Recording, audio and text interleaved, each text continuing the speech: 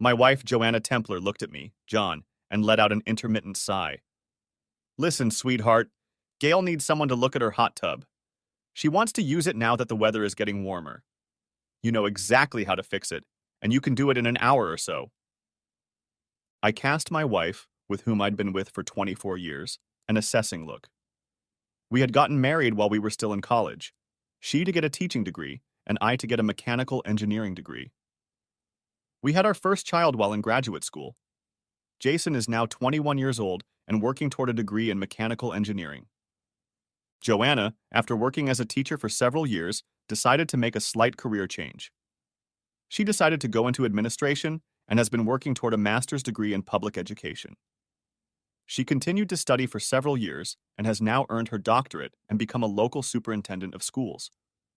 I have a master's degree in engineering, and I have my own company where my people design and build everything from bridges to mechanical devices. It seems the whole world turns to my company for oversight and critical analysis of any new mechanical device. It may be hubristic, but my reputation is so high that companies hold their breath waiting for me to approve a new patent.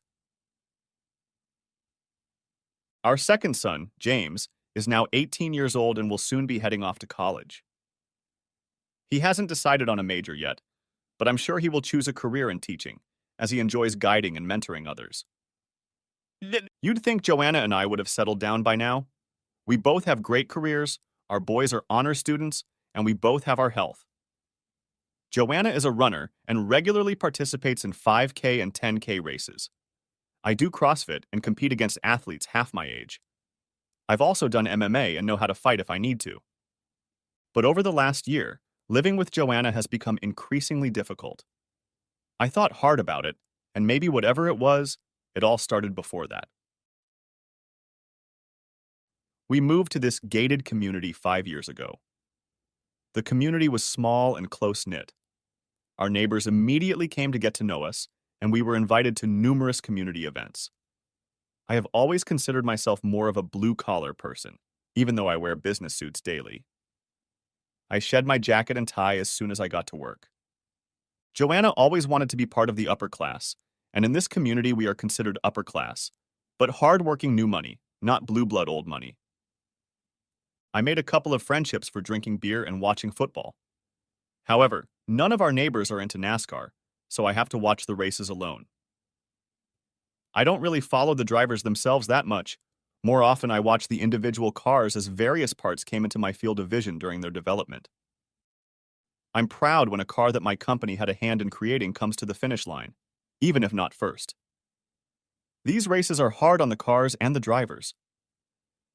Over the past 2 years, our neighbors and friends have learned that I am more than just an engineer. I love messing around with devices, learning about them, and repairing them. It's what I've always done.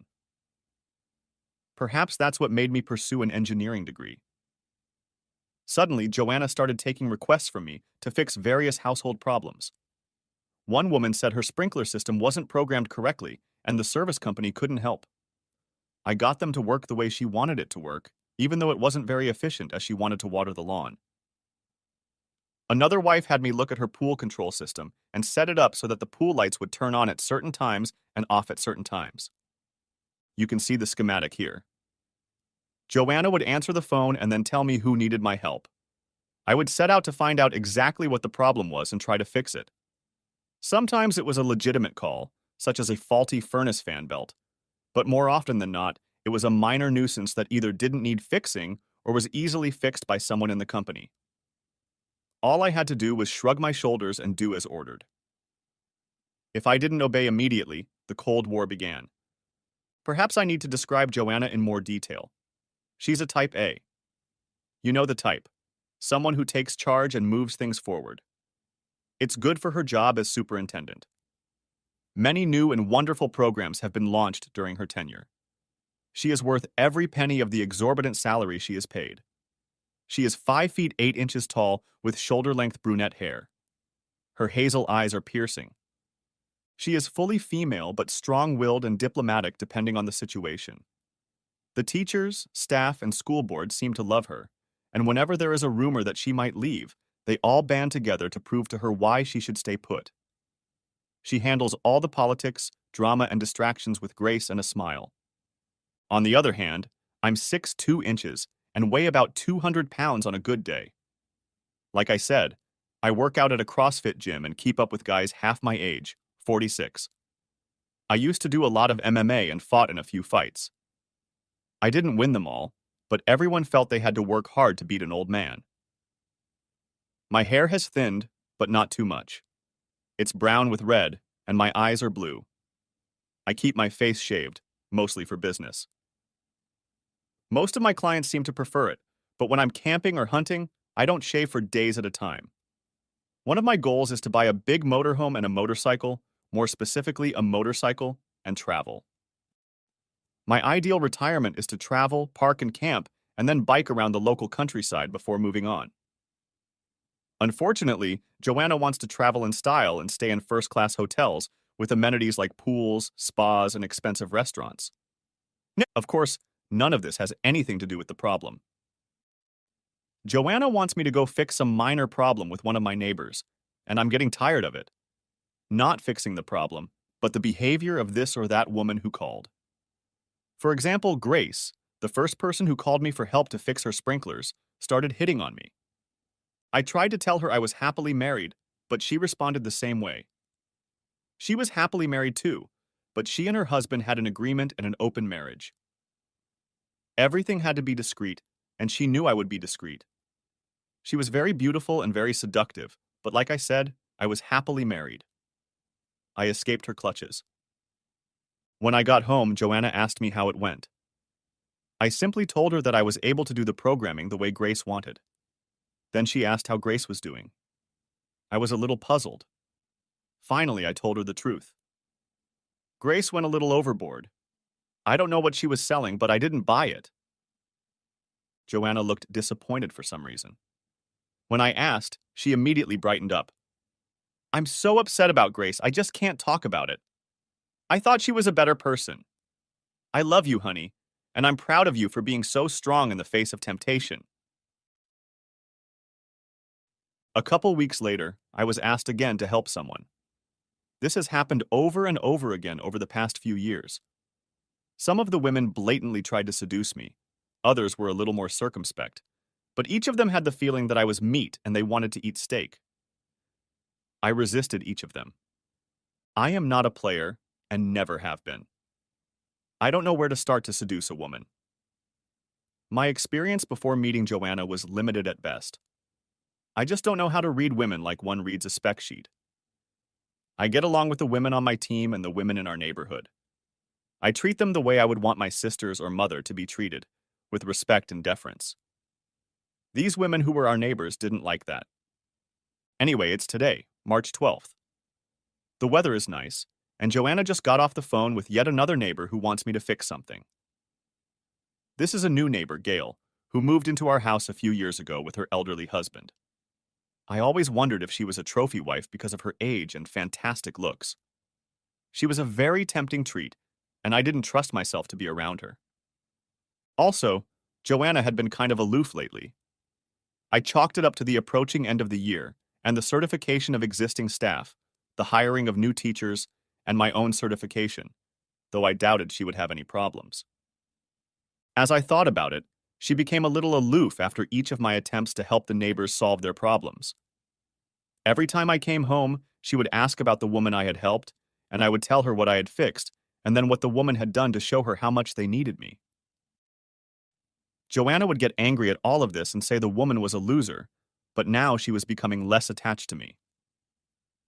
I would retreat to my work office, I don't have an office at home, and fiddle with one project or another, trying to avoid the dark cloud that had descended on the family. She would turn away from me when I finally dragged myself to bed, but by then I was too tired to try to figure it out. Like I said, I could read a spec sheet or blueprint, but women, even my wife, were much harder to understand and read. Now Gail wanted me to tidy up the filter and pump of her hot tub. Because of the lack of love from my 24-year-old wife and Gail, I was afraid to go alone to her house to fix anything, let alone the hot tub. If I go, Joanna, will you come with me? You're kidding, no, John. You know I have a meeting with the personnel committee today. We have to go through the candidates and decide who we're going to interview. I'd forgotten. I shrugged. Look, I don't trust Gail. She's very seductive, and I know how much you'd be hurt if I went in there and fell into her clutches. I'm sorry, she can call a repairman. Oh, pooh, I don't believe that for a second. She loves her husband and would never do anything to hurt her marriage. She paused and chuckled. You must be delusional if you think she might be tempted to have an affair with you. You're at least 15 years older than she is, and I suppose she could get any young man if she tried to seduce some guy. I think you're safe, old man. The fact that she suddenly called me an old man and implied that I had no appeal stung me, but I stopped the retort that threatened to come off my lips. Where did such a comment come from? She had never made any comments about my age or attractiveness before. So why now, when I just refused to go to the bomb's house and fix her hot tub? Maybe I'm not a good judge of women, but this conversation made me stink more than an 8-day-old fish lying in the sun. What the hell was going on? Joanna went on the attack again. Look, I told Gail you'd be right over. Are you trying to make me look like a liar in front of my friends? Just go over there and fix her damn hot tub, okay? I replied.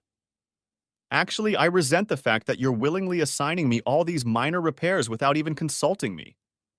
What if I have an important meeting while you're setting all this up? What if I have to go out of town for a day for an emergency meeting? After all, I just got back from one of those meetings. I would never have asked you to do any of this for my girlfriends if you weren't standing right here, clearly not going anywhere or doing anything. I'm proud of the fact that you can fix almost anything, and their husbands can't change a light bulb without a manual. You're so much better than either of them. I couldn't help myself. Yeah, that's right. This old man who couldn't attract a love-starved widow is way better than any of our friends. I shook my head in bewilderment. I think Joanna realized the contradiction she had just generated. On the one hand, I was too old to attract any woman, but on the other hand, I was far better than any of our friends because I could solve their petty domestic problems.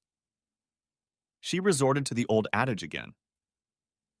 Baby, I love you and you mean the world to me. Could you please help me and fix Gail's hot tub? If I were Spider-Man, I'd say my spider sense is signaling danger. Why is this such a big deal? What's the big deal about getting a simple hot tub ready for nice weather?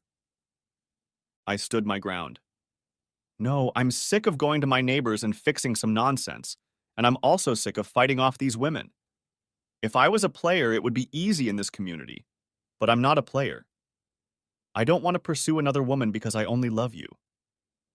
I paused and threw my best piercing look at her. I don't know what the hell has been going on these past few months, but it suddenly dawned on me that the more I resist their advances, the less you make love to me. So what's the big deal? Do you think I was really having fun with these women when I went to their place to fix things? Is that why you get angry and then treat me coldly for days and weeks after I do this petty work? She tried to downplay her past answers, denying that she had ever done it, but she didn't take my memory into account. I remember the exact dates and things that happened. I started laying them out for her and her reaction every time I came home. It was obvious to me that she thought I was entertaining the whole neighborhood, and that was the reason she was so cold for days or weeks after each repair. She kept denying that she thought like I was entertaining everyone around me. On the contrary, she believed me, so she said.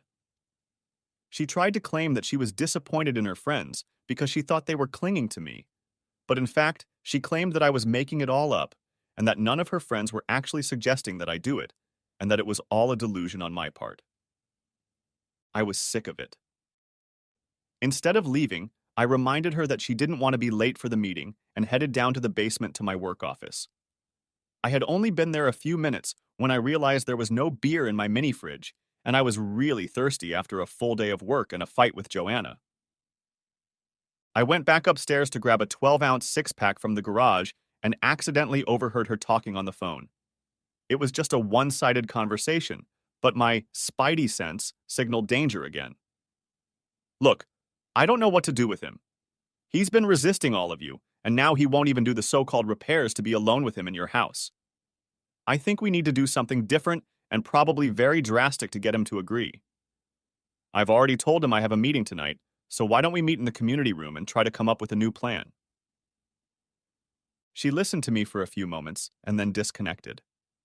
I shook my head and went back downstairs to think. Soon she yelled out that she was leaving and left. I figured a phone call would take a few minutes, unless all the women who tried to seduce me had a call list. I had forgotten about group messages since I almost never used them.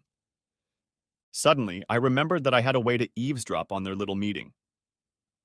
Last year, I had installed a new video system in a small public building next to the community pool and hooked up a webcam to it. Since I had administrative rights, I could control it from my laptop.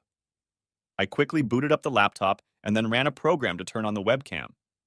The webcam also had a microphone built into it, so I could hear and see the meeting participants. There were several sluts already present. I carefully and slowly turned the webcam a few degrees so I wouldn't overhear them. They were talking quietly so I couldn't hear them clearly. I started the recording program to get everything I could. After about 10 minutes, there were about a dozen women and a few men in attendance. One of the surprises was my friend, Amos Jones. Everyone knows that Amos and I have been friends for a long time, but they don't know the backstory. We went to rival schools and played football and basketball against each other. I was a 6-foot, 200-pound tight end, and Amos was a 5-foot, 10-inch, 180-pound linebacker. We played against each other several times a year. In basketball, I was an offensive lineman, and he was a defensive lineman, but we often fought on the court. We were very competitive on the field and on the court, but were friends when we weren't facing each other in competition. I am a lily-white Caucasian, and Amos is a black African American. Like I said, we were very competitive on the field and very competitive in our senior year. We were both chasing the same girl who went to a different school. She was a vixen, and we both intended to be her one and only. While playing football, Amos gave me a hard blow to the head during the game. After I fell, he stood over me and said, "That was just a taste of what I can do to you if you don't leave Sharon alone. She'll be mine." My head started ringing, and I started seeing badly for a while. Don't forget, this happened before all this talk and enlightenment about concussions, or I would have just been thrown out of the game. I tried to shake it off, and after a few more games my vision cleared up, but my thoughts were only focused on one thing: getting revenge for the cheap shot. It wasn't long before I was presented with an opportunity. The terms of the play called for me to block an edge rusher and then drift down the center of the field about 5 yards from the line of scrimmage. I was a safety valve in case the play went awry and the quarterback couldn't throw the ball into the far corner. As it happened, he ended up throwing the ball to me. He threw the ball a little higher, and Amos was right next to me as I was trying to catch the ball. I grabbed the ball, pushed off as I was coming down, and caught it behind my right knee. I went another 5 or 6 yards before I was tackled and had to be carried off the field. I didn't have to go up to him and say anything. He knew it was done intentionally. He missed the next few games but was able to come back in a heavy bandage on his knee.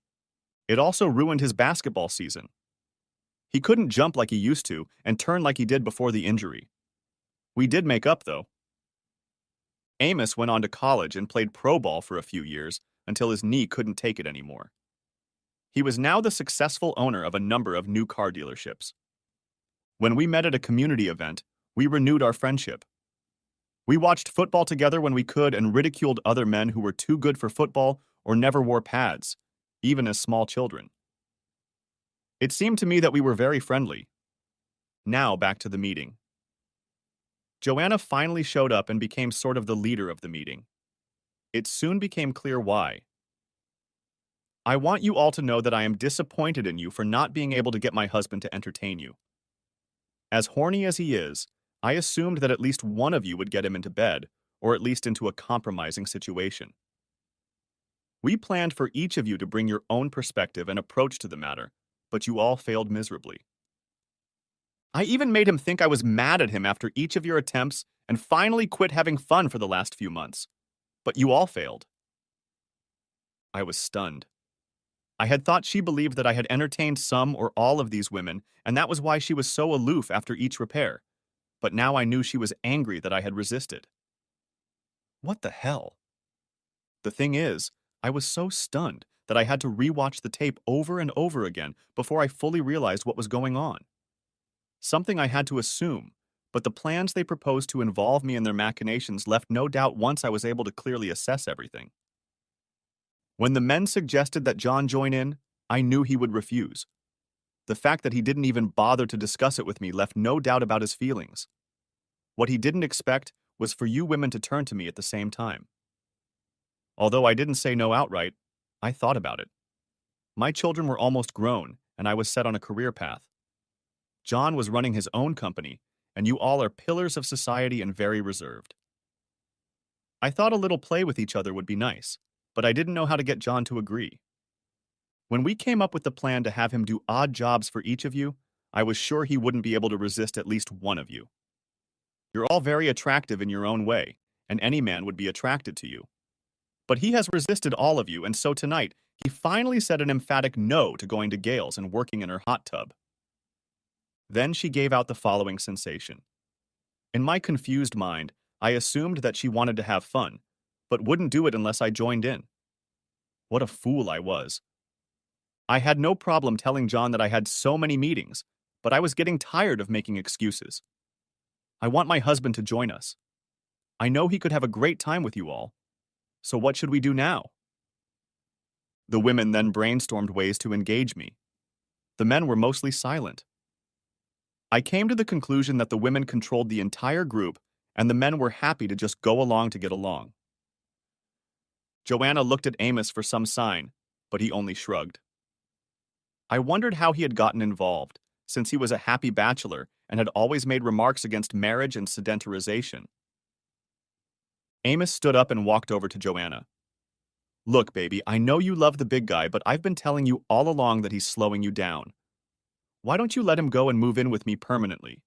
No worries, no fuss, no hassle with me. I realized that Amos wasn't my friend, not anymore. I guess he never got over the knee-bashing incident.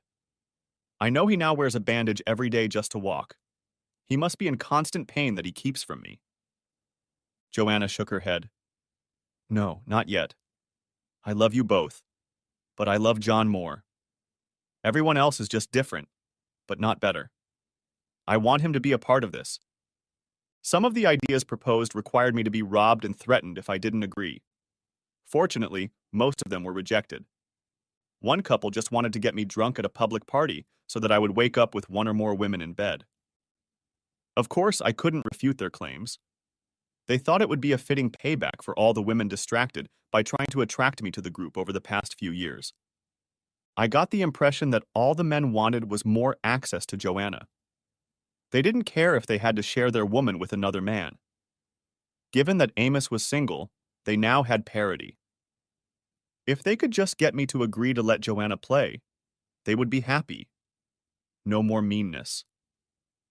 I also got the impression that they thought they were better than me. I know my eyes narrowed at that thought. I guess I'll have to avoid parties in the future. Amos again offered to address me directly. He hinted that our longtime friendship might make me change my mind. I shook my head at his remark. I would have to figure out how to answer him. My wife ended the meeting with the announcement that she had seduced 3 female teachers and they were looking forward to becoming members of the exchange club. Even the women applauded. I was left with the question, who was this woman I married? I had never guessed her bisexuality. Was it the power she held in society? Had it distorted her value system? I ended the webcam session after they all left the building. I made sure the recording was intact and sent it to the cloud for storage. I had a couple more beers before falling asleep in one of the basement bedrooms we kept on standby for any relatives or other visitors. Chapter 2. Distraction.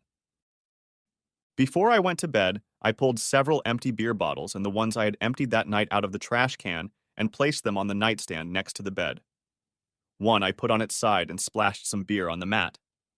There was a strong odor coming from that drop of beer. I wanted to make Joanna assume I'd had too much to drink, so she'd leave me alone for the night.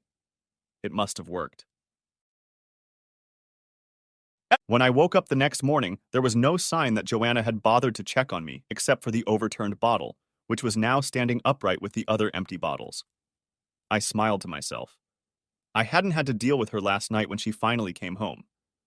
I had imagined various scenarios, including her having fun with Amos before coming home after the staff meeting.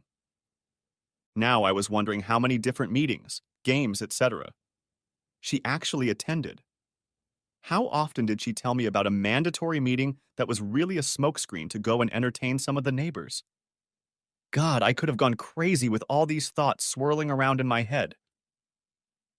I went upstairs and showered and shaved. I also went to the kitchen and threw a painkiller pill on the counter and left a glass of water there so she'd think I was feeling bad even more. By then, she had already left. Her day always started early, or did it? I was going to drive myself crazy again if I didn't pull myself together. I had always counted on my analytical mind to keep myself in check, and I needed it now more than ever. I called the office to take a sick day. I was actually able to take a few days off since I had some very good people working for me. Sometimes I only felt needed when we had to hold the hand, figuratively speaking, of anxious clients. My presence somehow calmed things down and helped everyone think about the real problem rather than what might happen. I had a vague plan and needed to get some questions answered to figure out where to go next. First, I called my law firm. As a small corporation, we kept the firm on standby for necessary contracts and the occasional disgruntled employee or client who felt they needed to file a lawsuit. The firm practiced corporate law, but had a couple sharks calling themselves divorce attorneys that I could talk to. I called my accountant, and we outlined how to keep the business safe from Joanna in the event of a divorce. He got right down to business. As a corporation, she could only claim stock in the company. I just had to protect her. I sat and pondered the future of my marriage. As I pondered what I had seen and heard, I saw no future. She refused to love me, even when she talked about how much she loved me, and wanted me to have fun with other women so she could continue to desecrate our marriage vows. And then there were the children to think about. Jason was already close to earning his bachelor's degree. He intended to get his master's degree right away before he started working. I still hoped he would come home and work with me, but I understood if he wanted to live on his own for a while. He shouldn't worry too much if Joanna and I split up. We would still be his parents, even if he didn't need us as much. James was different. He was more in touch with his emotional side than Jason was. That's not to say he was a wimp. It's just that at 18, when he was just ready to spread his wings, I worried about how the breakup would affect him. Unfortunately, I envisioned him staying home to comfort his mother instead of heading off to college if we broke up right now. Would I be able to pretend to still love her and act nice enough to distract her from her goals for me? I ran through various scenarios in my head. Should I try to make her believe I was terminally ill, like cancer? Should I try to make her believe I'm becoming an alcoholic? After last night, that might be something to try. I looked up. It was time for lunch. I quickly made a sandwich and started devouring it. I was surprised at my own hunger. I usually completely clean up afterward. I'm a bit obsessed with order and cleanliness, but I forced myself to put the bread away along with the plate and knife. I rinsed my glass and sent the empty beer bottle to the trash can upstairs. Every habit starts small. Maybe in a few days, I'd put the other empty bottles where she could easily find them. The only question was what to leave for her to find: wine, gin, vodka, whiskey, bourbon, or beer bottle. That's a question I'll have to think about a bit more too. At the appointed time, I met with the Sharks. We discussed several issues. When I told them why I was testing my abilities, one of the Sharks snorted derisively. He was obviously a player, so I asked him to leave. Since he worked at the firm, I knew he couldn't represent Joanna, so I wasn't worried about him. I just didn't think he would fervently defend my position if he thought I should just go along with the plans of my wife and her lovers. The other Shark was better at hiding her true feelings. She promised that if I filed for divorce, she would protect my interests to the best of her ability. I logged onto her computer and showed her the video. She told me that it would probably not be admissible in court because no one who was being recorded had authorized it or knew about it, and the premise was semi-public and beyond my control. We agreed that at best the videotaping would give me some leverage against Joanna privately. No one here would want something like this suddenly appearing on the internet out of nowhere. Embarrassing videos could damage careers, and no one would be able to prove their authenticity. After leaving her office, I went to the local Harley dealership and picked out my motorcycle. I chose a touring motorcycle as it was more comfortable for long trips. There was an RV store next door, and I stopped by there and looked around at a few Class A machines for ideas. I envisioned myself wandering the countryside, exploring every corner of our great continent. Some of my plans became more and more definite. I stopped at the local pub and had a couple of mugs of dark ale before heading home. Once home, I spilled some beer on my jacket and stumbled into the house. Although I was by no means drunk, I knew how drunks acted and did my best to portray the perfect drunk to Joanna. She was home and was already starting to get annoyed, as it was about an hour after my usual arrival. She demanded punctuality at all times, and I usually did too. But things were about to change a bit now. "Where have you been?" "I called the office and they said you took sick leave. I called you on the phone, but I got an answering machine." She then took a quick sniff and stated, "You're drunk. What the hell is going on? You never drink more than 1 or 2 beers at a time." I stopped, backed up a little, and stretched out to my full 6-foot height. I considered her questions before raising my hand. I noted each question. I was outside. Then I pointed in the general direction with my other finger and squinted slightly to focus on the tip. "I figured if you didn't want to have any more fun, and you said I couldn't attract any women, I should go to the pub and make friends with the old men there. We have a lot in common." I finished, staring at my fingers and then in her direction. "I also like the taste of beer, so I've had a couple more glasses than usual.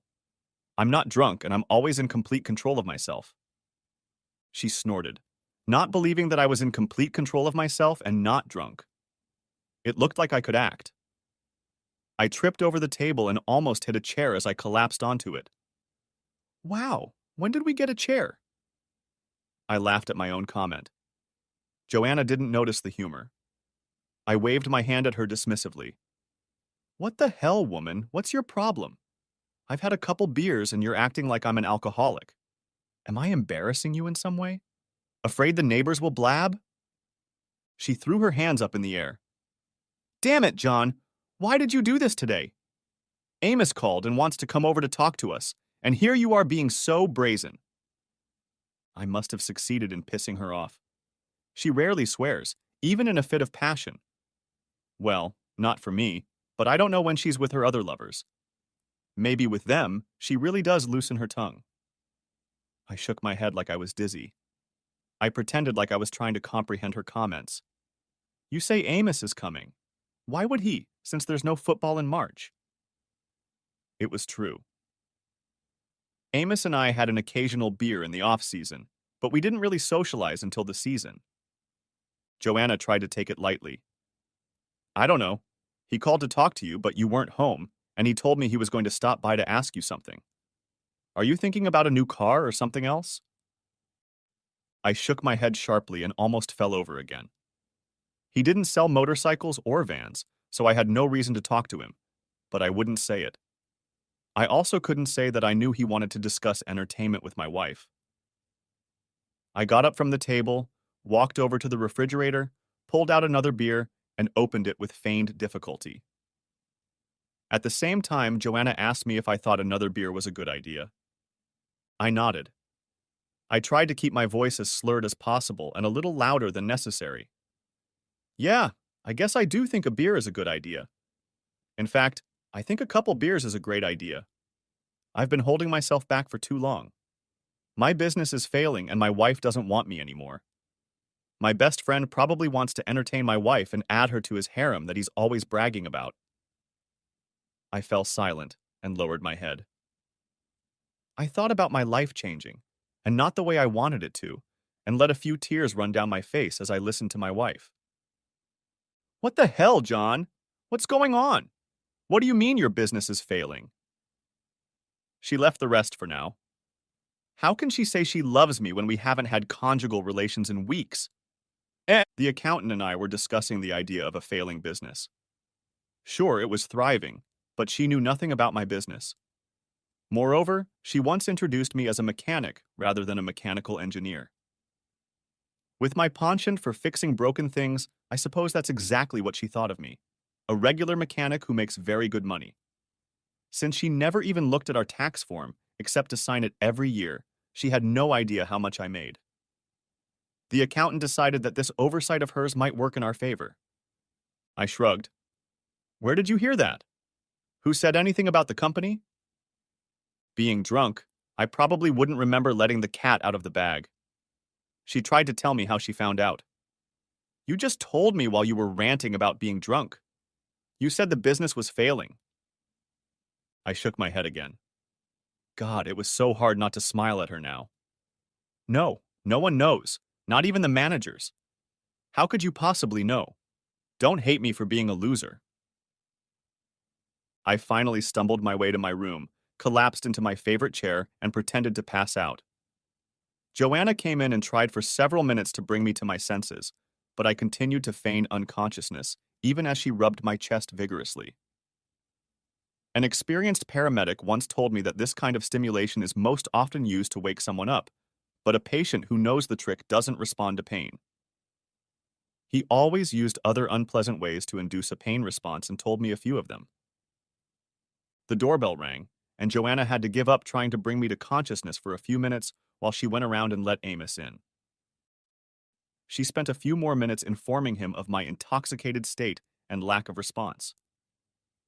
After a few more minutes, during which I figured he was trying to get a kiss, hug, or other favor from her, he gave up and entered the den. I closed my eyes, feeling him looming over me. This could have gotten serious. Amos could hurt me and probably would. Since I now knew he didn't love me, I could have been seriously hurt. With my eyes closed, I wouldn't even realize where the blow was coming from. He touched my shoulder and called my name. I didn't answer. He tapped harder and called my name again. He slapped my face lightly and called my name again. I groaned slightly but didn't open my eyes. He slapped me again, a little harder. A few more slaps like that and there would be a very red mark on one side of my face. I groaned again and swung away from his hands. I felt his satisfied smile.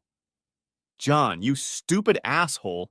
Every time I entertain her, I think about what an ignorant, stupid bastard you are. He hit me harder. The sound echoed around the room. I don't know where Joanna was, but she didn't say a word to stop him. I figured he asked her not to leave the room while he woke me up. The time had come. I opened my eyes slightly to make sure of his exact location. I started waving my arms around as if to ward off the pain he was causing me. When he tried to dodge them, I struck with my foot and caught his sore knee again. Despite the fact that he always wore a bandage, I hit him in the kneecap. Out of surprise, he shrieked and fell to the floor. I leaned forward and whispered in his ear. If I ever see you again, asshole, I will destroy you for entertaining my wife and pretending to be my friend. At the very least, I'll make sure you can never walk again. I don't know if anything penetrated his pain-filled brain, but I was relieved. I rose to my feet and, remembering to feign drunkenness, left the room.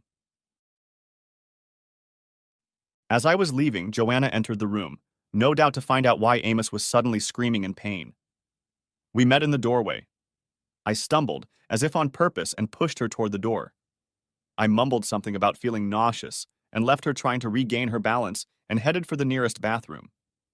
At the door, I stopped and looked around. Joanna was nowhere to be seen. I guess she was sympathizing with her lover and trying to ease his pain. I got up, got out of the garage, and drove away before she could react.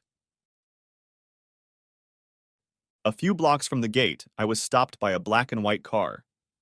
I wasn't driving too fast, and I had a suspicion that my loving wife had called 911 to report a drunk driver making a disturbance. I pulled over.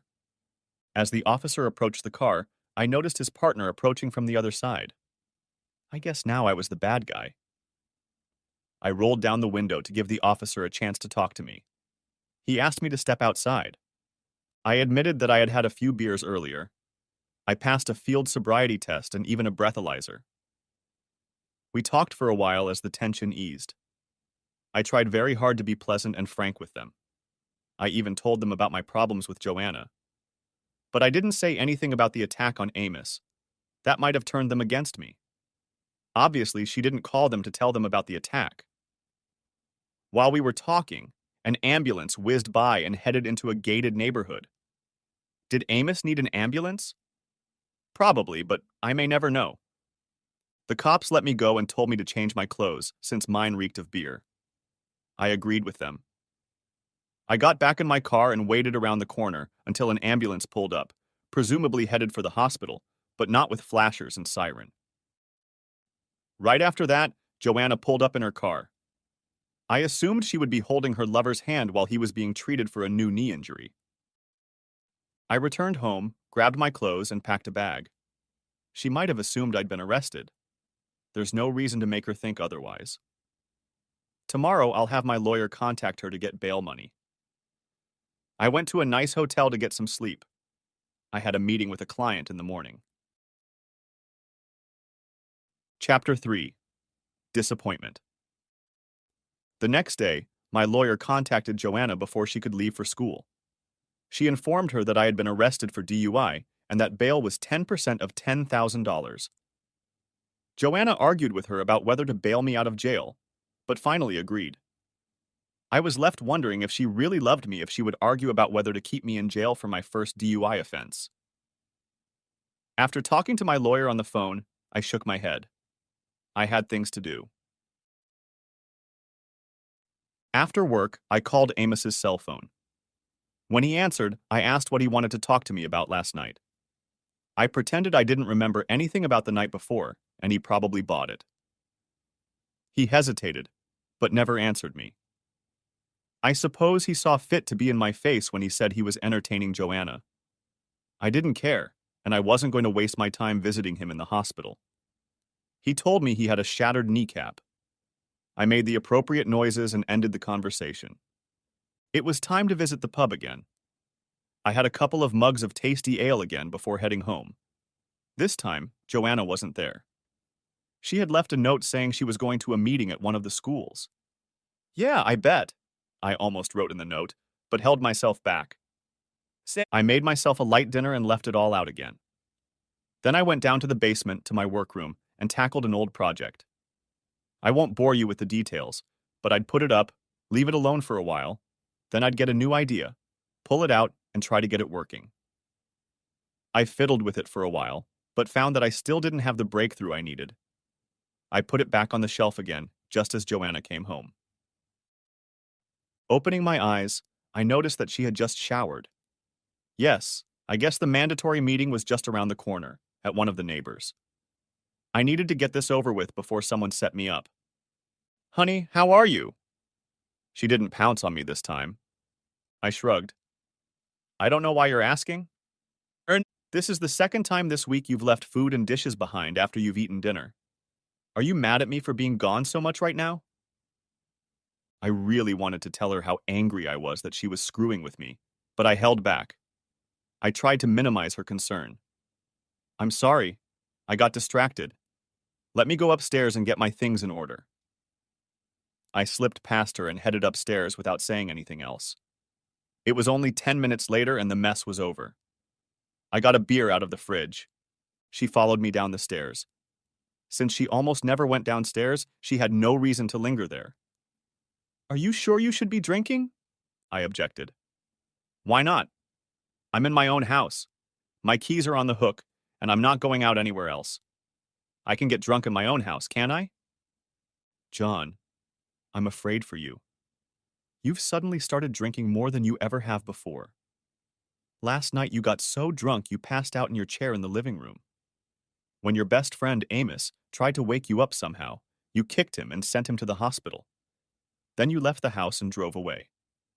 The next thing I heard was that you were arrested and put in jail and I had to bail you out. You told me last night that the business was in trouble and then asked where I heard that when I asked you for more information. I think you had a blackout and didn't realize what you were doing. That, And the fact that you left food behind and didn't clean up after yourself, which you never do, scares me a little. She paused and looked into his face. Talk to me, John. Tell me what the hell is going on, please. She reached for my hands, but I didn't raise mine to take hers. She dropped her hands and started crying. Somehow, I wasn't too concerned about her worries and anxieties. I took a good sip of my beer as she collapsed into a chair and continued to cry. I made my way to the living room and sat in the chair. After a while, she managed to regain her composure a little. She came in and sat down across from me. I'm sorry for the outburst, but I need you to talk to me, honey. Is there anything I can do to help? I wanted so badly to yell at her and tell her to go back in time and not let herself cheat on me. But I didn't because she couldn't, and didn't believe she even wanted to. She just wanted me to go along with her lifestyle, and that wasn't happening either. I decided to be honest, up to a point. I don't know what you can do to change the outcome. It's too late for that now. I just need time and some space to figure things out. I stood up and walked around the spacious room. With James leaving the house soon and moving out, I'm wondering why we need a house with 6 bedrooms and 8 bathrooms. Maybe we should save a little money. We could save a lot of money on house maintenance and electricity if we move to a smaller house. We're always too busy to use the hot tub or pool. Since she left earlier than me in the morning and was in a meeting almost every night, she didn't know how often I used the pool to keep myself in shape. Joanna didn't want any of that. No, I wanted this house, and it's perfect for us. I sincerely hope the boys get married, and I want them and other family and friends to have a place where they can come and make themselves at home. I love this neighborhood and our neighbors, and can't imagine leaving them. Yes, it would disrupt your life if we moved, I thought. What about us, my dear? When will we have time for us? I know I'm busy, but I can start delegating some of my responsibilities so we can spend more time together. We don't have any me time at all. I can't remember when we have actually had time together to at least hold hands and make love. We don't go out or have dinner together unless it's business or school system related. Nick, can you find someone else to attend those mandatory evening meetings and such? Can we make time for ourselves? Of course, she brushed it off. I'm often home in the evenings when you're not. Maybe we should plan our evenings better. I, for one, would like to go to neighborhood get-togethers more often. The wives are always telling me how much they miss us and how much fun they have. I waved my hand dismissively. I think that's nonsense, Joanna. I'm home at least 5 out of 7 nights a week. You always come over or call and let me know you have some emergency, a scheduled meeting, a game, or whatever, and then you're out the door. You come home hours later and are too tired to talk to me before bed. With the huge bed in our bedroom, we don't even touch when we occupy it at the same time. Thank goodness for the brown bottle. From a few feet away, she couldn't tell I hadn't drunk all the beer. I held it like it was almost empty. Damn, I'm out of beer again. I'll be right back. I turned and went into the kitchen, and since she couldn't see what I was doing, I poured the leftovers down the drain and got a new bottle. I realized I needed to buy more beer. I'll have to buy a couple cases tomorrow. When I got back to the living room, Joanna gave my beer a dirty look. I took a healthy sip and wiped my mouth. Since we can't agree on anything, I think I'll retire to my workroom and try to figure out how we can continue to afford this monstrosity. I didn't wait for her response, but simply turned and walked down to the basement workroom. I realized she had no intention of changing anything other than my approval of her extramarital affairs. With her income, she was able to maintain the house, pay the utilities, and even the HOA dues. At least they covered the cost of the lawn and landscaping. Around midnight, I went upstairs, showered, brushed my teeth, and rinsed my mouth with fresh mint rinse to drown out the taste of beer, then climbed into bed, careful not to touch her sleeping figure. I decided to call her secretary and ask if there was going to be an evening meeting. When I was told that Joanna's calendar was clear, I made a reservation at one of the best restaurants in town. I figured she would come home or call about some meeting and I would have to cancel, but I would play on her emotions while I could. My attorney called me around 9 o'clock and we had a long meeting. He went over my options regarding the business, and we were going to put all the stock and control into a trust, and Joanna wouldn't be able to touch it at any time since none of the stock was in her name. Her lawyer would be in the shit when he found out. Then I could become a freelance consultant and get paid directly by the company. Sure, the consultant's fee could be equal to my salary and profit from the corporation, but she wouldn't know that. Then I went back to the RV store and negotiated a good price on a great Class A car. I also bought an enclosed trailer and had it wrapped in the color of the van. The van had 3 folding sides and would make a great moving home for me. I had satellite phone service to keep me up to date. Most campgrounds had internet access so I could keep in touch with the office. My cell phone was a national carrier and worked in most places I went, and I could work when it suited me. I was able to fly back or to a client if needed, and then fly back to the RV. We did all the paperwork, and I negotiated a price to leave the RV in the parking lot for a few days. I needed to get all of my personal items I wanted out of the house and try to do it in a way that Joanna wouldn't alert me before I was ready. I really thought I should get back at the neighbors, especially those who advocated extreme measures to hold me accountable and humiliate me at the same time. But going to law enforcement about a conspiracy to harm me wouldn't do any good, and several of the neighbors were judges and lawyers. I could embarrass them, but not do them much harm at the moment. I just needed to get away. I considered divorce but decided I was in no hurry to change my wayward wife, so why not just leave? A good private investigator would be able to find me, but I didn't run or even try to hide. I just got out of here before something bad happened. I took home extra beer, some vodka, and whiskey, and made sure the seals were broken and some were missing so Joanna could see I was drinking more. The whiskey tasted nice as I took a couple shots to get my breath smelling. I waited until 6 o'clock before calling Joanna's cell phone. She answered on the 4th ring, just before it went to voicemail. She was brief with me. "What do you need?" "I'm busy right now." "Really, dear? How can you be busy?"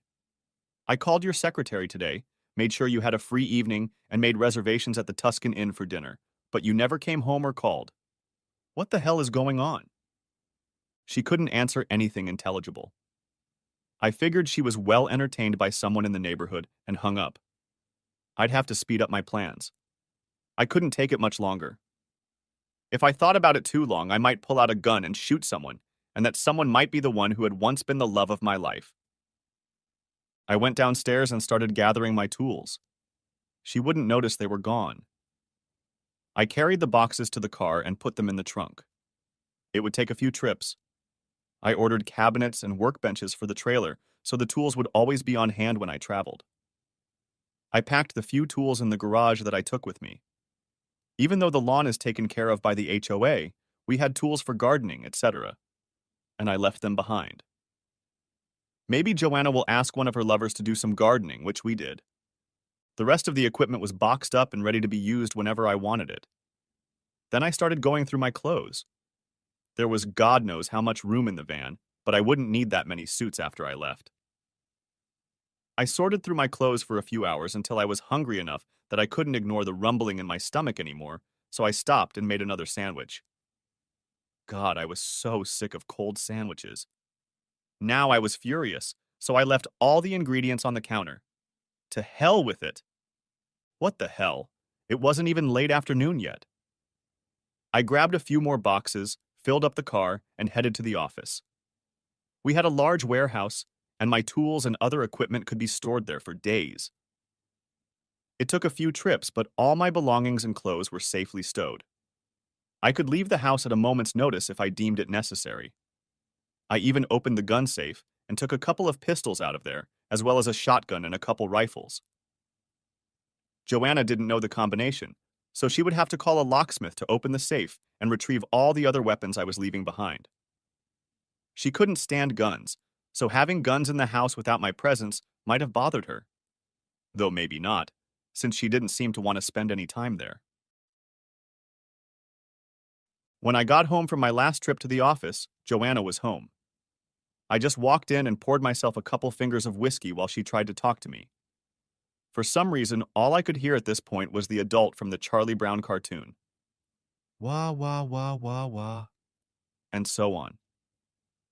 For a few minutes, I stood with my back to her, savoring the taste of the smooth bourbon. When I turned around, her face was red and she seemed upset about something. Did you say something, honey?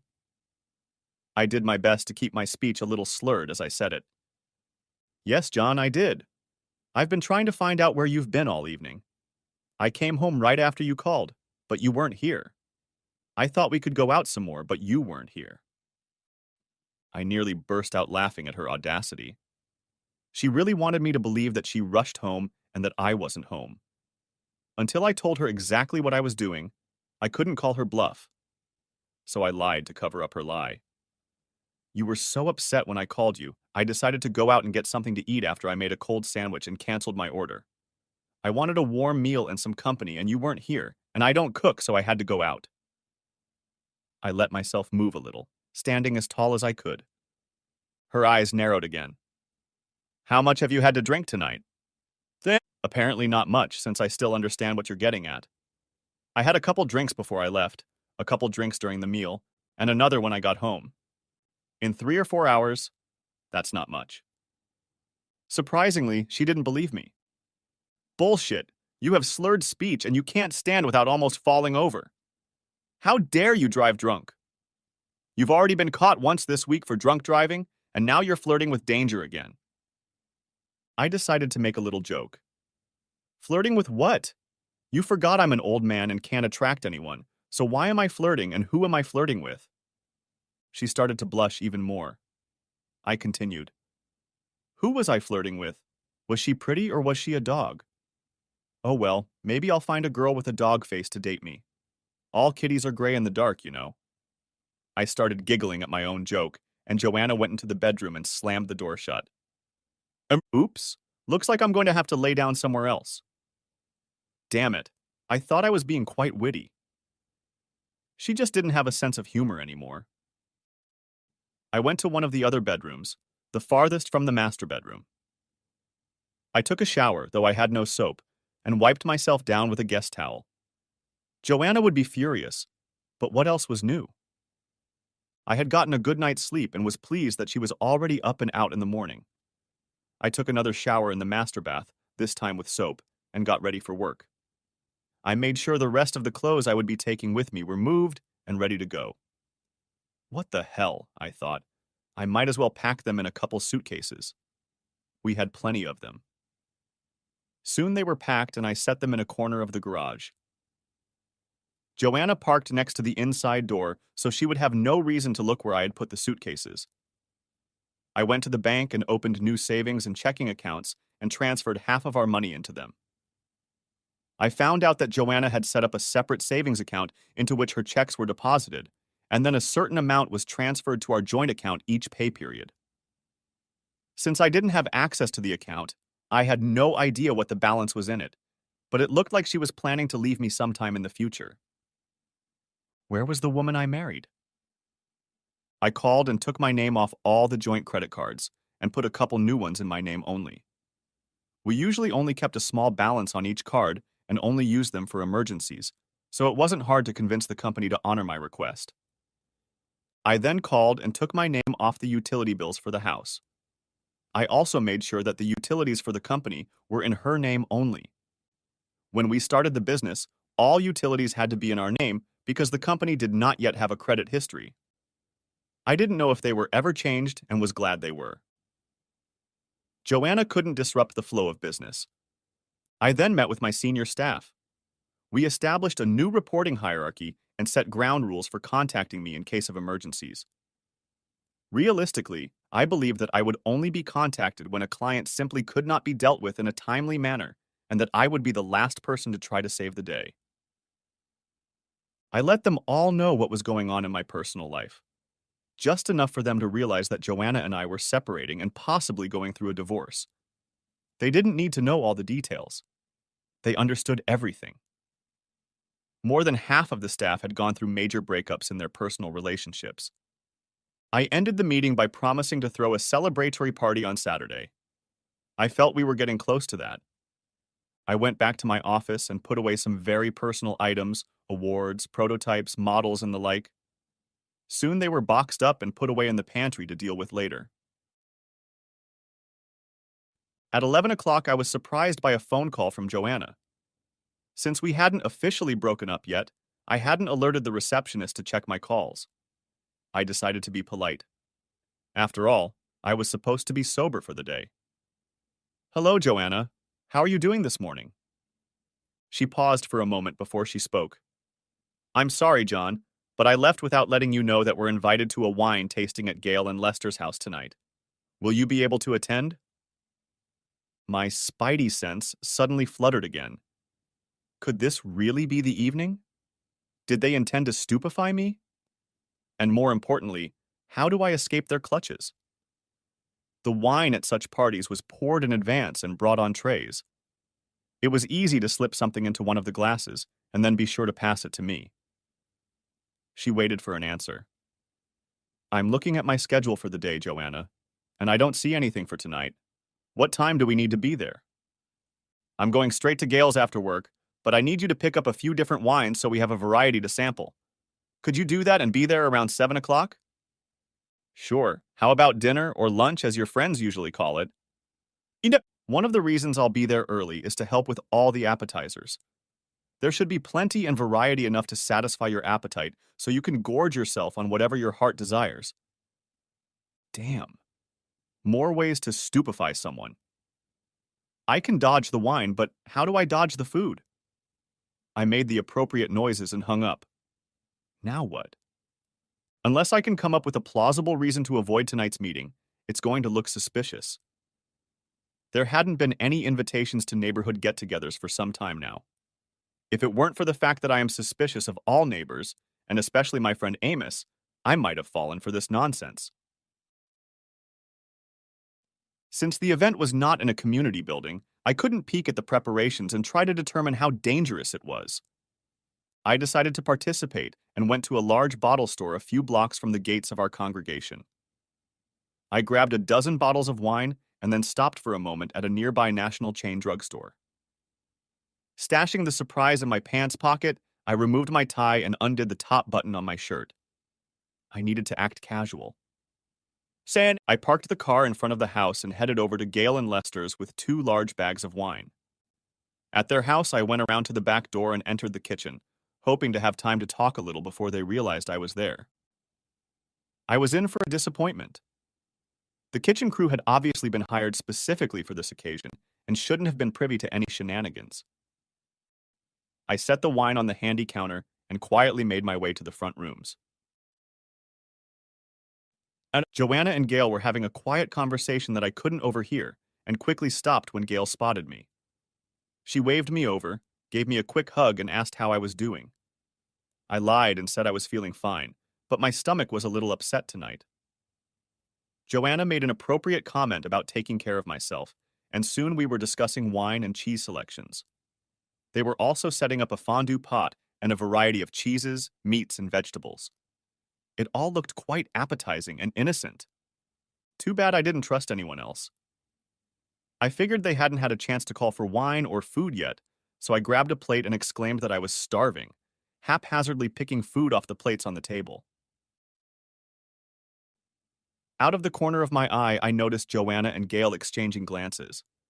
Joanna was trying to talk me into waiting. Honey, can't you wait until the others get here? It seems a little rude when you start eating right away like that. Honey, I'm too hungry to wait. It was a lot of work today and I only had a couple crackers for lunch. I need to eat something or I won't be able to taste much wine before I get intoxicated. She backed off a little. I smiled to myself that I managed to get to the food before it was spiked. I hoped to get to the wine quickly as well. It could wait. There was a coffee pot on the table and I poured myself a cup. It had to be safe since it was the only coffee pot on the table. After about 20 minutes, most of the regulars were in, and the wine flowed in a river. There were a couple new faces as well. I figured they must be the teachers Joanna had promised to bring. I walked over and talked to them for a few minutes. They were young and fresh out of college. I wasn't too worried about them. They knew what they were getting into. It was time to get to the show. Several of the wives tried to talk me into more wine, but I waved them off, saying my stomach was a little upset today. Finally, I took the glass offered to me, It was white wine, and I could see a few specks in it. I thanked the woman who took it from the tray. After saluting her, I sipped the wine and swished it around in my mouth to get a full taste. I turned around and poured 30 milliliters of ipecac syrup into the glass. Turning back around, I announced that it was a great wine and drained the glass in one fell swoop. I was hoping the ipecac would kick in sooner. Ipecac syrup is supposed to take effect in about 5-10 minutes, and at the 5-minute 45-second mark, my stomach rumbled and I suddenly rushed toward the hallway bathroom. I barely made it to the bathroom before I started vomiting all over again. Since I didn't have any other symptoms of drug intoxication, I figured I had probably dodged a bullet. A few minutes later, I was already wondering about my level of intelligence as I was throwing up everything I had taken sometime after breakfast. Now I had dry waves and was drinking from the bathroom faucet to get at least something into my stomach. God, my guts ached. Joanna was standing outside the door asking if I was okay. I smiled through the aches and dry heaving pain. She never helped when either of us were sick. When we were sick, she'd throw up with me or one of the boys, so she tried to stay away when one of us was spewing our guts out. I was counting on it. When the strongest contractions in my stomach were over, I asked Joanna to help me get home so I could lie down. She tried to talk me into staying at Gale's, but I convinced her that I needed to go home where I would be comfortable. I apologized to the rest of the group as we headed for the exit. It only took a few houses before we entered our house. I refused to call it home anymore. I let Joanna take me to my bedroom, and after undressing, I laid down on the bed. I told her that I was starting to feel dizzy. She made appropriate remarks and even took my temperature. It was normal. I let my speech get a little slurred as I told her I loved her and thanked her for being my nurse. After a few minutes, I pretended to pass out and waited to see what she was going to do next. I assumed they were planning for me to get confused and not be able to stop them. I wondered if she would continue with her plan even though I was nauseous. She made a few more soothing noises before leaving the room. I could already hear her talking on her cell phone as she walked down the hallway. Time to get moving. I got out of bed. It wasn't fast as my gut ached from vomiting. I walked out of the bedroom and snuck down the hallway to where I could hear her. We have to do it tonight or wait another week or two. Yeah, bring the guys. Then she hung up the phone. Tonight was definitely the night, and I needed to be somewhere else. I waited until she left for the kitchen and snuck to the front door. Failure awaited me there. Someone was already coming up the walkway. I ducked into the closet next to the door and hid behind my coat. 5 or 6 people came in with cameras and lights. I was going to be a star, not. They all quietly made their way to the bedroom, and I took the opportunity to jump out of the closet and then out the front door. I ran to the main gate of the settlement. The gate was locked, but it only took dialing a code to get it to open. As they opened, I heard someone from my house calling my name. What fools they were if they thought I would answer. I felt a little dizzy and realized I couldn't run too fast, or I would fall. I hid in the bushes that were on either side of the gate until the dizziness passed a little.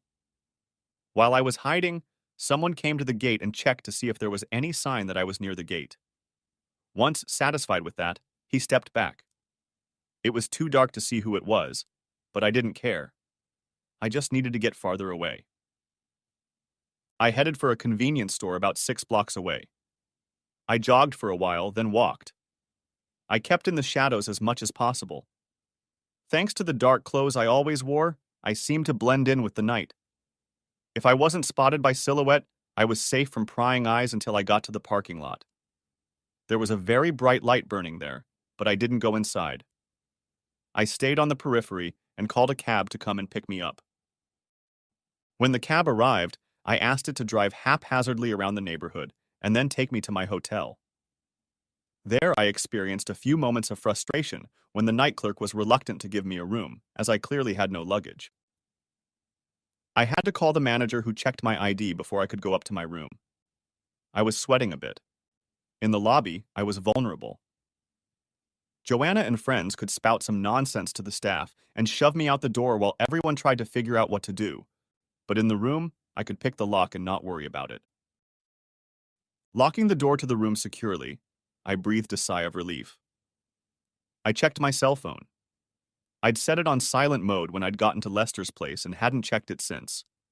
There were tons of calls, text, and voice messages from Joanna, and a few from other people. I deleted them all. I no longer cared what she wanted or thought. I was sure the cameras had been installed so I could be blackmailed and forced to do whatever they wanted. What I didn't count on was a visit from the police. Around 1 o'clock in the morning, there was a knock on my door. I hesitated to answer it, but the knocking continued and I heard a muffled, "Police, open the door." I looked through the peephole and saw the badges. There were 3 of them. I opened the door but didn't remove the chain. "What can I do for you, officers?" "Please, sir, open the door. We have been informed that you have been ill this evening. Your wife is concerned that you may have been delirious because she left you in bed, and when she returned a few minutes later to check on you, you were gone. We ended up having to run your cell phone to locate you." "Well, officer, were you at the house?" "Yes, officers were at your house to take a report and get your description." "Were there a lot of people there?" "I think so, yes. Your wife let us know that before she called us in, she called the neighbors to comb the neighborhood." "Did your coworkers note whether these concerned neighbors had cameras and flashlights?" He nodded. "It was noticed, but not questioned." "Well, officer, I want to tell you a story, but I know it will be hard to believe. I don't want any investigation as the story is strange, but I assure you that I am in my right mind at this moment." I opened the door and motioned for them to come in. I had rented a suite, so there was plenty of room for them to sit comfortably while I told them my story. Before I started, I got them something to drink from the minibar, non-alcoholic of course, and then told them my whole sad story. Sometimes they interrupted me to clarify something, but in general they listened without much disbelief. Apparently, they had heard so many similar stories over the years. The final convincing moment was when I showed them the video I had taken. It seemed like such a long time ago, but it had only been a week or so since this part of the crazy business had started. I was beginning to wonder if I was going crazy. So much change in such a short period of time can lead to delirium. One of the officers informed me that they could have taken everything I said and the videotape to the district attorney, but they saw one of the judges on the video. It seemed to them that it would make it all go away in the shadows. I agreed. "Look, guys, I only told you guys my whole story so you could go back and report to my wife and her friends that I'm okay. I sincerely hope you don't have to report my whereabouts, or I'll be forced to change hotels and destroy my phone." They assured me that they were only interested in my well-being. As an American citizen with rights, they cannot force me to contact my wife or return home. They wished me well and left. Chapter 4. Leaving. I had slept well. Maybe it was the thought that all this shit would be over soon, but I slept well. I got up and ordered room service food and then ate a balanced and healthy breakfast. Then I called my sons and told them I was going on an extended vacation. I told them that their mother would not be coming with me, as she felt she could not leave the school system for that long. They knew of her commitment to the schools and bought the story. I promised to keep in touch. I called the office and learned that Joanna had already been there several times. I informed them that the plan was going into effect a little early and that I probably wouldn't be back in the office for the foreseeable future. They all agreed and put the plan in motion. I was now free to go. I made inquiries at the car dealership, and the trailer was ready in the early part of the week. All I had to do was hide out for a few more days. That gave me time to work. I went to the cell phone salesman, bought a new phone with a new number, and transferred my contacts. The old phone remained charged and ready to be a decoy if needed. I would use it to contact the boys until it was time to throw it away. I spent the weekend without too much trouble. I had the room registered in the trust's name, and Joanna didn't even know it existed. It was exactly the same with the van and the motorcycle. Saturday night, I met my staff at another hotel, and we had a great time if it weren't for Joanna's sudden appearance in the room. One of my staff members had apparently inadvertently let her know what we were doing that weekend. I couldn't blame him or her, whoever it was, as not all of the staff were privy to the true reason for our celebration. The public invitation was a thank you for a year well spent. Only the senior staff knew that it was a farewell to me. But it didn't matter much, as she showed up already late in the evening. I was sitting in the back of the room discussing with the new CEO, Harold Devers, some minor projects I was going to continue working on when I noticed her. She had sought me out, but without much success at first. I simply excused myself to Harold and headed for a side exit nearby. For some reason, I almost expected Joanna to know about the little celebration, so as I entered the banquet hall, I looked around for the other exit. It was out into the hallway, and soon I was outside and headed for another hotel a block away. Once in there, I quickly got a room for the night and then went and locked up again. Harold called me later and told me that Joanna had made a bit of a scene when she realized I had run away. She even called Harold and his wife a couple or three names when they informed her that she wasn't welcome here and asked her to leave. I wondered if the message had gotten through to her, but mentally shrugged it off as that question may never be answered. On Monday, I picked up my new Harley and parked it next to the trailer. My tools were stored in various lockers and drawers. Clothing and personal items were quickly organized into their various storage locations, and I was almost ready to hit the road. There was only one thing left to do. I started my motorcycle and headed towards my old house. It was mid-morning, and I knew Joanna had to be at work. I didn't bother to stay late. Since I had left Friday night on foot, my car was still parked in the garage. Joanna wasn't home. I breathed a sigh of relief that I wouldn't have to face her right away. Yes, call me a coward, but somewhere in the back of my mind I still loved the woman I married. I just didn't like the woman I was now married to. I went to the kitchen, put the note on the table, and attached my wedding ring to it. Along with it, I left the flash drive as well. I carefully considered, typed, edited, and finally printed the note. I hoped it explained everything I was feeling, and I hoped Joanna would take it to heart. Joanna, I hope you understand why I don't begin the address with dear or my beloved. A few weeks ago, it became painfully obvious that you were pushing me to do something I didn't want to do. For some reason that only you can explain, women in our gated community were trying to seduce me, and you were not only frustrated that I was resisting their attempts, but you were probably the instigator yourself. I know you will immediately try to contact me and deny everything, but I suggest you look at the file on the flash drive I left you. I'm only going to say this once. If I believe that someone is trying to find me, or even contact me with the intent to do me any harm, I will post that file on every website I can think of. While commenting on it is not illegal, the stigma should be a career killer for anyone caught on video. I successfully evaded your attempts to seduce me into your little group. I bet you didn't think I knew what your plans were for the night. Remember when you review the video that it was suggested that you blackmail me into submission. I planned how you would do it. It was wise that you instructed me to get most of the wine for the party, then I wouldn't be able to tell that the wine had been spiked before. I took the ipecac syrup immediately after tasting the first glass I was given. It was a difficult moment between vomiting and dizziness, but I managed to keep my balance and make it home. How surprised were you and all your buddies when you led them all with cameras into the bedroom and I was gone? I bet they were all disappointed in you. You were supposed to deliver me to them so they could play their sick games, but I wasn't there. You told them off in a meeting and then you couldn't keep me in my own bedroom. By the way, you are now responsible for all remaining mortgage payments, insurance, taxes, and utilities, and of course HOA dues. In addition, the business is not failing. On the contrary, it is growing and expanding beautifully. However, you can't get to any of the assets. The corporation has been put into a trust, as a politician does after being elected. All of his assets should be placed in a trust so as not to give the appearance of wrongdoing. As I travel and see this glorious country, I will have almost no income.